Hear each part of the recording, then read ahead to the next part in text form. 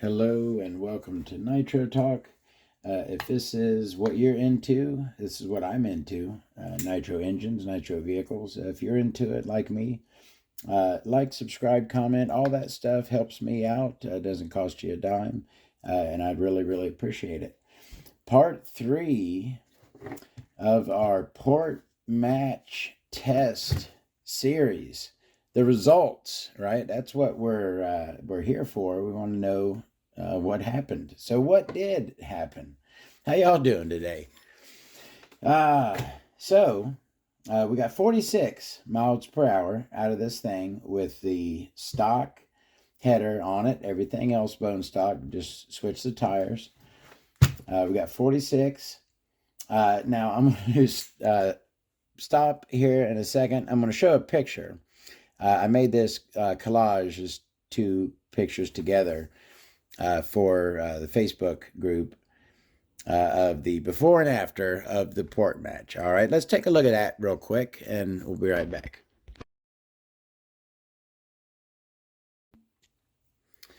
All right, so we got to look at the port match job right there. Okay.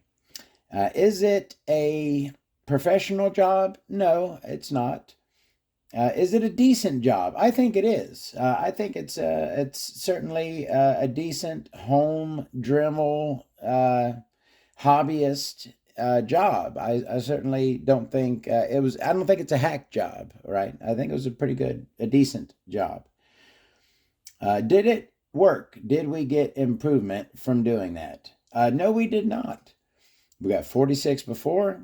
We got 46 after with the port matched header. Everything else the same. Same fuel plug, everything the same. Tuned for maximum power both times. And I got 46 both times. So what does that tell me? What did we learn? Did we learn that the port match header thing is bunk? Did we disprove it? Is it worthless? No, I don't think that's what we learned. What I think we learned is simply that port matching the header and port matching the header alone cannot give you an increase in top end.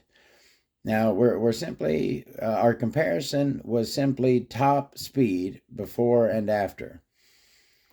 Is it easier? Does it easier to tune? Does it run any better? I can't say for sure, but it did seem like it to me. I will say that it purred like a kitten after, not like it was running like crap before.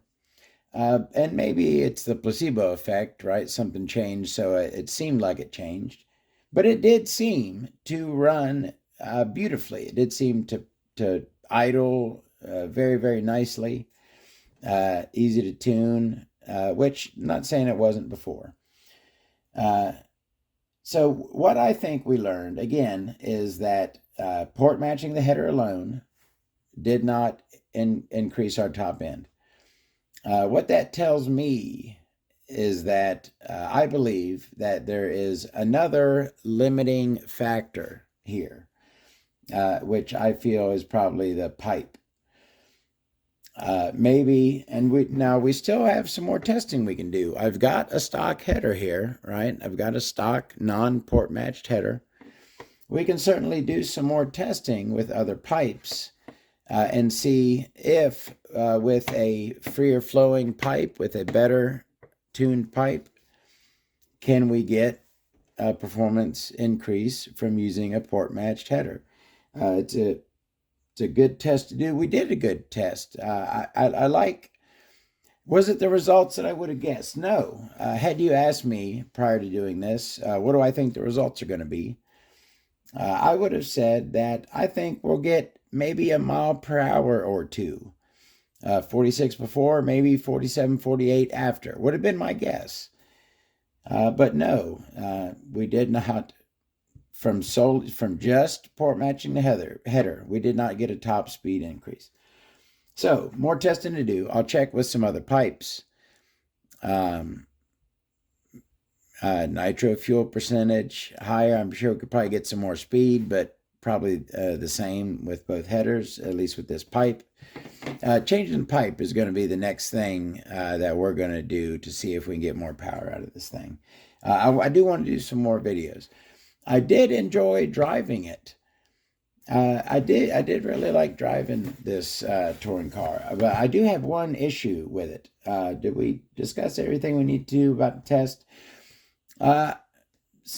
Yeah, pretty much. We discussed everything. I don't think that we wasted our time port matching that header. Like I said, how it ran, tuning is kind of subjective. It seemed to run maybe a touch better. It ran great after. It certainly did not make it run worse. I certainly can tell you that. Did fuel mileage go up or down? You know, who really knows? But there's some more testing we can do, and we will do some more testing. But that was our results from that test. I want to talk for a minute about this touring car. And again, like I said, we're going to do some more tests. So I'm going to be driving this thing some more, right, to do some more testing.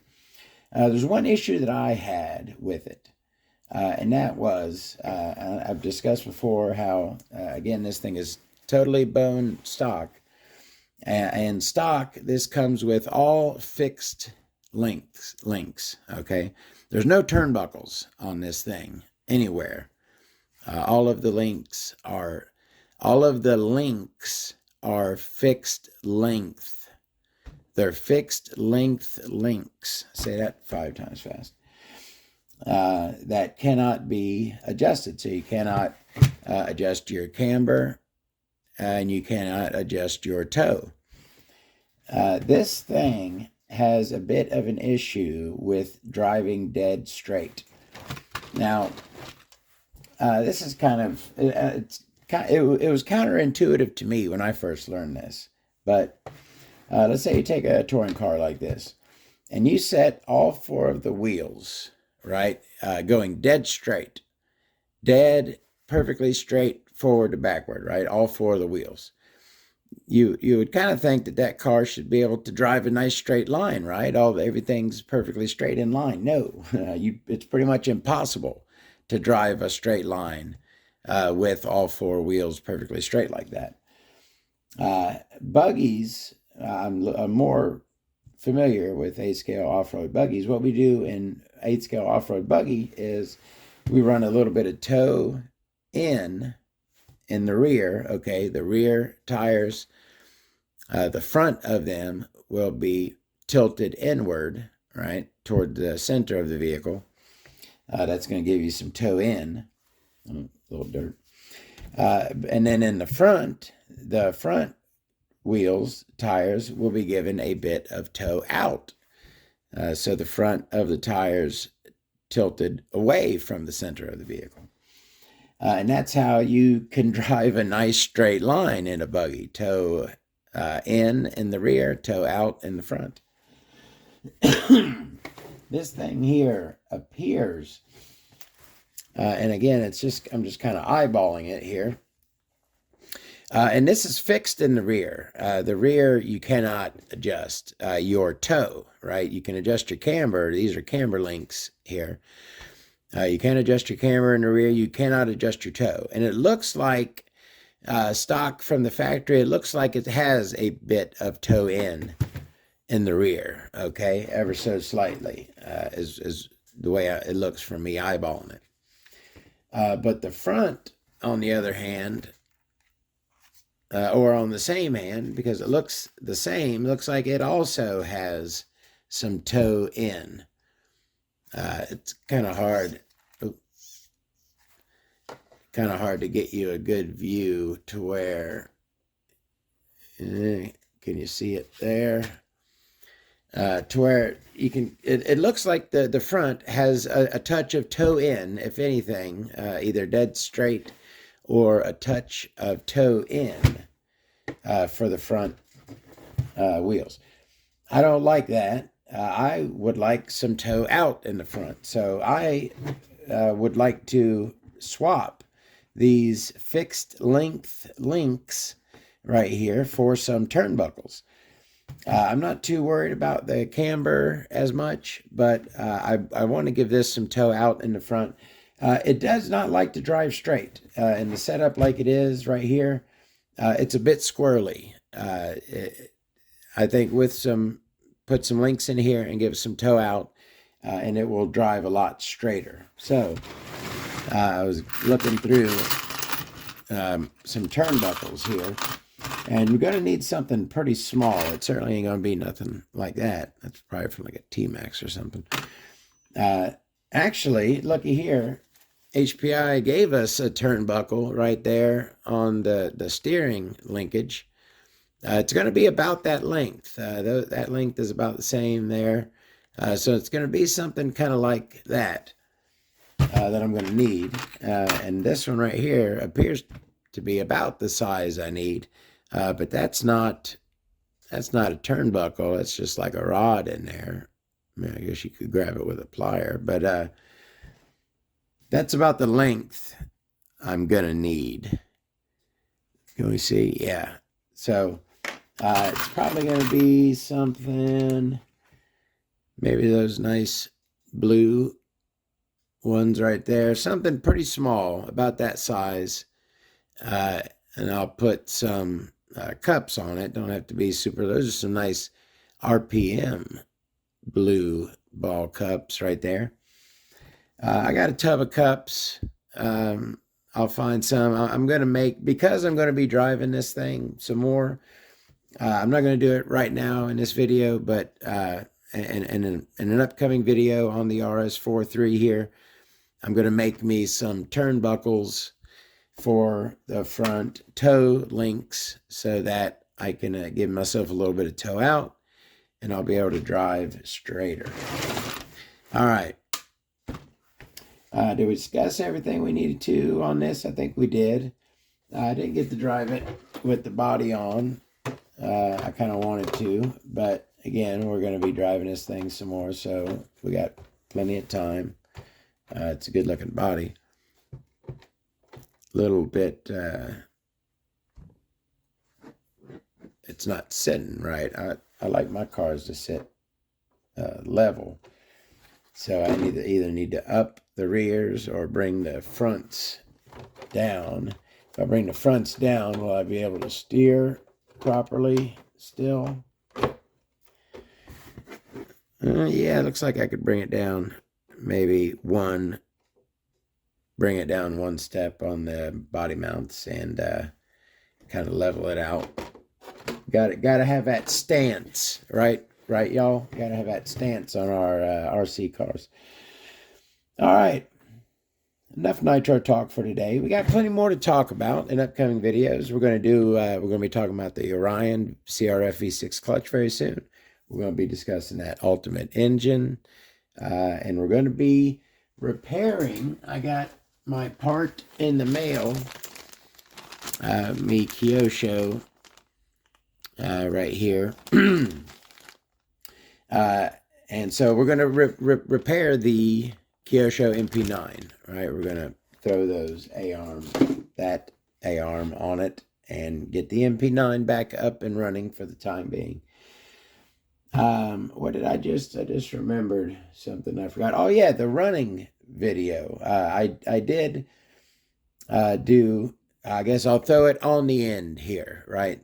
Since I forgot to, I was going to throw it towards the beginning. I do have some running footage of me out doing the second set of tests after the port match. So I'll throw that on right here. Check that out. What the takeaway is: 46 before, 46 after. I'll see y'all in the next video. We'll see if we can get, okay, how about that? Last thing before we go.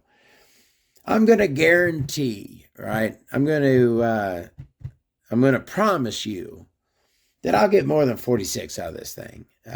Somehow, by come heck or high water, we're going to get more than 46 out of this. We're going to try the pipes.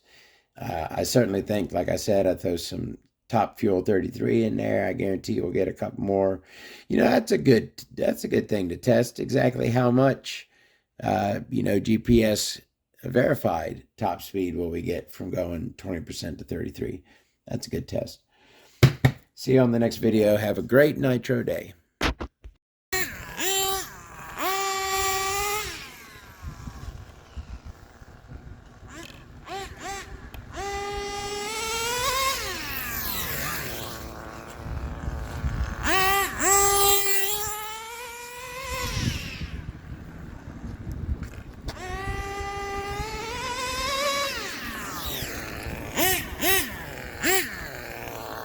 She's idling and running beautifully.